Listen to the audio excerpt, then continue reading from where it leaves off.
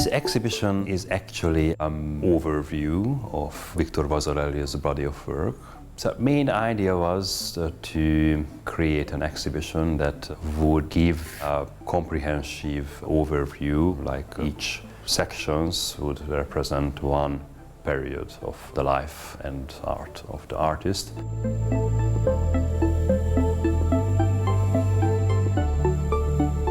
The main concept of the show was to focus on one single collection. The Vasarely Museum of Budapest, the most important collection of his early drawings, mainly the 1930s and the beginning of the 1940s. And we also tried to show some of these so-called graphic studies or early optical experiments he did before he became Vasarely, after he became very well known and became an established artist end of the 1950s, but mainly in the mid of the 1960s, especially after the Responsive Eye exhibition, which was held at the Museum of Modern Art in New York in 1965. And that was the definition, that was the starting point. Art historians, galleries, keepers termed optical art as the name of the art movement.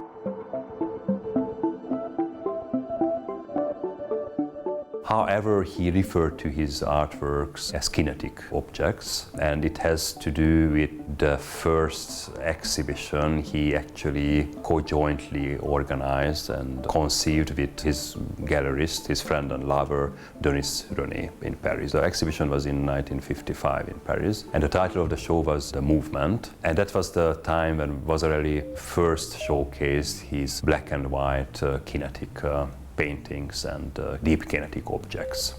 An art movement which really conjures up and reflects on the movement, the time, the duration, the motion.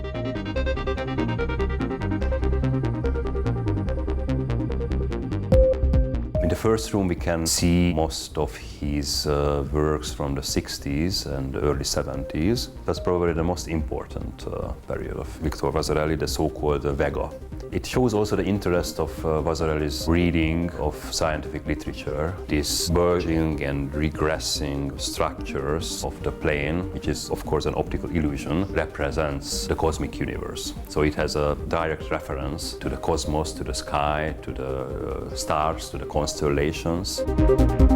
And one of the highlights of the first room is the painting titled Fény. Fény means in Hungarian light. And I put this work as a highlight because it recalls in the title The Light. And this is, I think, one of the most typical artwork by Vasarely.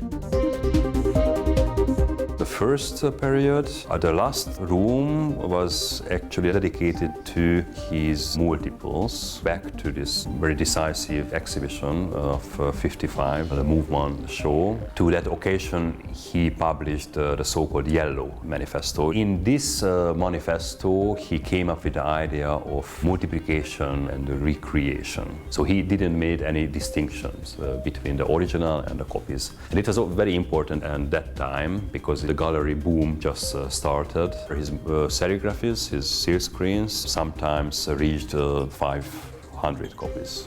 So Vasarely's aim was with that to reach out to the society. He really wanted to make art affordable to them.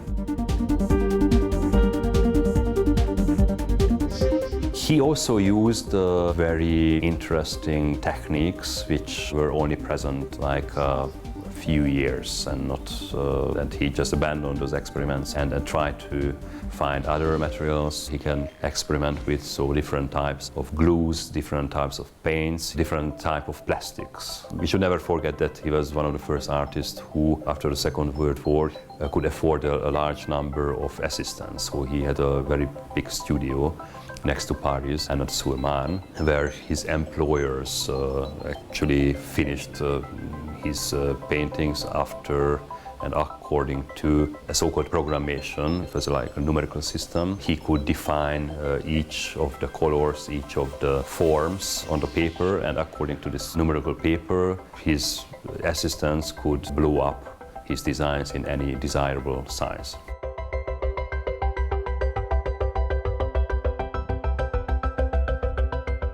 probably one of his most important achievements, the so-called l'unité plastique, the plastic unity or pictorial unity, that in the previous art history form and color was two separate things, whereas by Vasarely, scales, form and color complemented each other.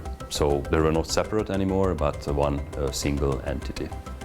And I think it was very important because it enabled him to conceive a very systematic algorithm system according to which he was able to make his own works.